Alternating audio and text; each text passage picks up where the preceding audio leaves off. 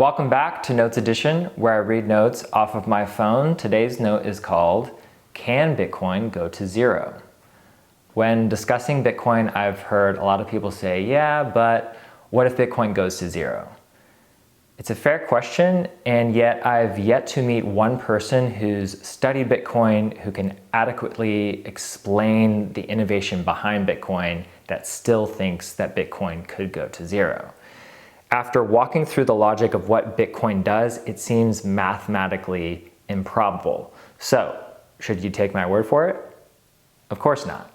Just because someone says it's not going to zero doesn't mean it's not going to zero. But let's take a look at exactly why Bitcoin going to zero appears highly unlikely. Why Bitcoin can't go to zero. As long as people transact over the internet, as long as there is inflation, and as long as humans use money, Bitcoin will remain in demand until a superior network is able to replace it. Whenever Bitcoin crashes in price, it's usually right after exploding too high, too fast. When the dollar price of Bitcoin crashes, it never reaches zero because there are always people who need Bitcoin.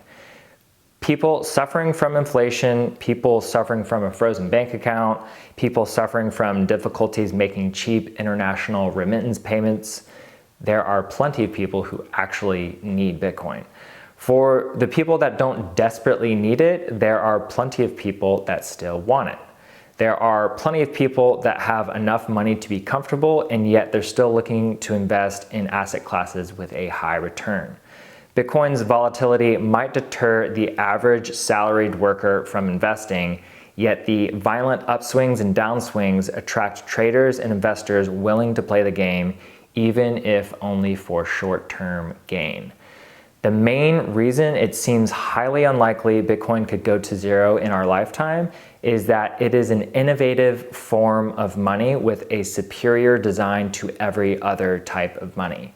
Dollars can be printed by governments without any limit.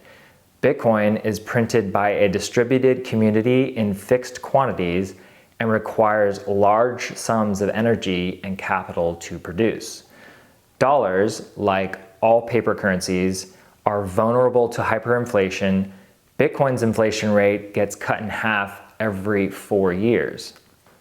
Dollars in a bank account can be frozen, tracked, or garnished, while Bitcoin transactions can't be blocked or reversed. There are just too many features to Bitcoin to anticipate decreased demand within a 10-year time frame. Bitcoin can always crash in dollar price in the short term, but it's difficult to imagine a scenario where Bitcoin's price could stay suppressed longer than 5 to 10 years. That may change as institutions buy up more market share in order to manipulate the price, but I would expect Bitcoin to hit $1 million long before I'd expect it to hit zero. Even if Bitcoin the currency went to zero, the invention of Bitcoin can't be uninvented.